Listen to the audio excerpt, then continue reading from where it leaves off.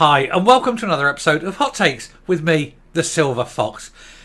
Today in Parliament, Mhairi Black was remonstrated by the Deputy Speaker. She made a comment which was deemed to be unparliamentary, and she was told to retract the statement. They're under no obligation to do so, but it's usually good form to do so. And to be fair, Mhairi Black did take the words back and apologise. And it isn't often she opens her mouth and says something with which I wholeheartedly agree. So we will let her have this one, just because I've given her a hard time recently, and I think, okay, I'll let her have one, because she was completely correct. And what she said was that a lot of the problems have been caused by the Tory party making up the policy while they were all pished during lockdown. And of course, we all know what pished means, but the speaker said, or the deputy speaker said, "Oh no, unparliamentary, must retract," and she did. She did offer a few alternatives, as we'll see in the piece.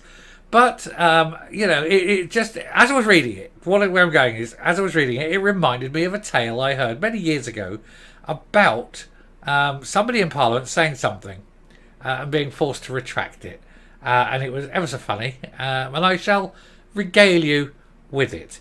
Hopefully regale you, hopefully entertain you. It's a short piece, but anyway, we'll have a look at it. Have a look at this, and then I'll tell you the tale. But it is quite funny anyway. And did you hear that? What the hell was that? Something's just fallen off my wall. Aliens. It's got to be aliens. But yeah, so that's there. So anyway, we'll get into this as I try and work out what the hell just fell. Anyway, we'll get into this and see what's going on. But we'll give Mhairi Black her day. Every dog has its day, and boy, is it her day. I could have gone the other way. I didn't. So Mhairi Black told to be careful after saying Tories were pished during lockdown. The SNP MP provided alternatives such as intoxicated and paralytic, as she insisted that what she said was true. And indeed, what she said was true. We know that. We've seen the police reports.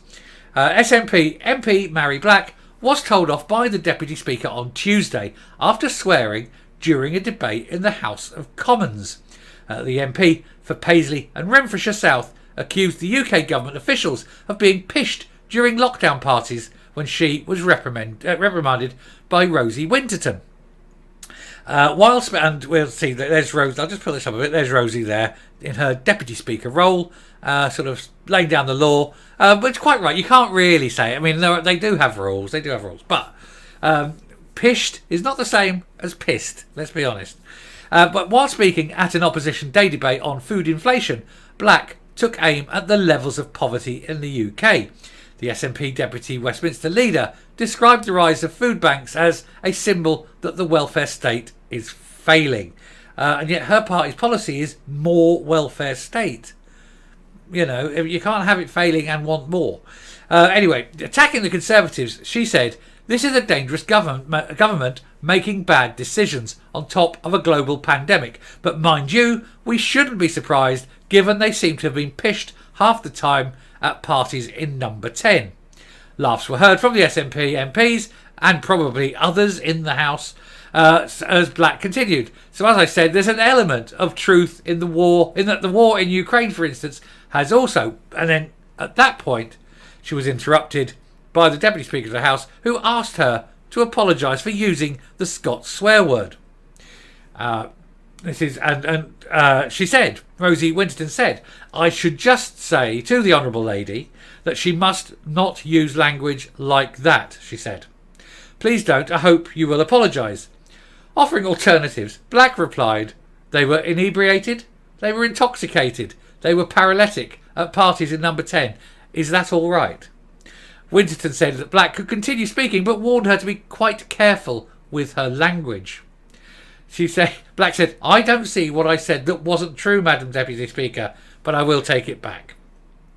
According to Hansard, it's the first time the word pished has been used in the House of Commons. Some 126 UK government and Conservative Party officials were fined by the Metropolitan Police over gatherings during COVID lockdowns. And so the evidence is there. Mhairi Black on the day was right. The government was making up policy when they were all pished during COVID lockdown. And that includes Rishi Sunak and Boris Johnson. But they won't admit it now. But that story, that's fine. That in itself, it's only a little story. There wasn't much there. Like I say, okay, we'll give her her day. She was right. And I do agree with her. They were bloody out there tree on gin the whole time through lockdown. But it reminded me of the story. And I was going to get to this story. I was going to regale you with this story. Now, I'm sure down in the comments I will be corrected. Because I'm not entirely 100% sure. But I think it was Winston Churchill, and he was talking about one of the war ministers, Sir Stafford Cripps. I don't know, because Winston used to call him Stafford Cripps. Anyway, it was Sir Stafford Cripps. And Stafford Cripps was giving a speech or making an announcement, some such thing, in the Commons. And Winston stood up and said, "I find it very hard to believe what the honourable member is saying. Every other word that comes out of his mouth is a lie." And of course, this is completely unparliamentary and not allowed to say that. So the speaker at the time got up, "Winston, you know better than that," kind of thing. "You must retract. You must retract." So Winston Churchill stood up, said, "I apologise, Mr. Speaker." And this is my terrible Winston Churchill impression. He says, "Mr. Speaker," he says, "I apologise for my outburst. What I meant to say was, every other word out of the honourable member's mouth is true."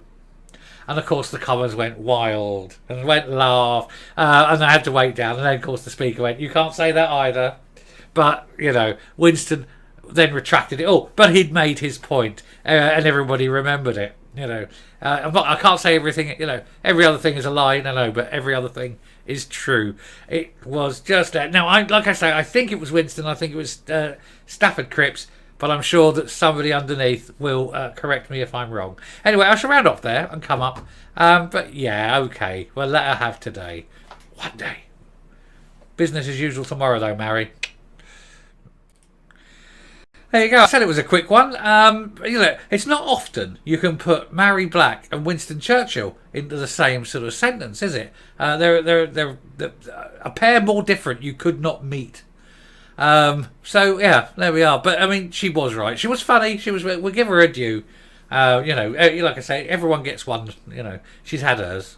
But we're back tomorrow, and of course we will be considering and continuing the trend of watching Mhairi Black, actually, because one of the more interesting things about her is she isn't subservient to Humza Yousaf. She criticises him on a regular basis, and I think that's raised her profile somewhat within the party recently. I don't think she'll be particularly fondly regarded by Kate Forbes, for example. But there'll be others in the party watching Mhairi Black. Not that she's any good. You understand? She's not very good. But she is at least very high profile. Far more so than some of them that are really complete non-entities. Which does make her marvellous value for money and very entertaining. Especially for us people who do YouTube videos. She is low-hanging fruit. But anyway, until her next low-hanging fruit is plucked, I shall leave it there. Thank you very much for watching. Leave a like, leave a comment, please share the video if you like them. And if you don't like them and you've got to the end, well done. Anyway, until next time, stay safe, stay well, and do correct me in the thing if you know where that quote came from. I'm sure it was Winston, but everything's either Winston, Oscar Wilde, or Groucho Marx, isn't it? So it's one of those three. Anyway, thank you. Goodbye.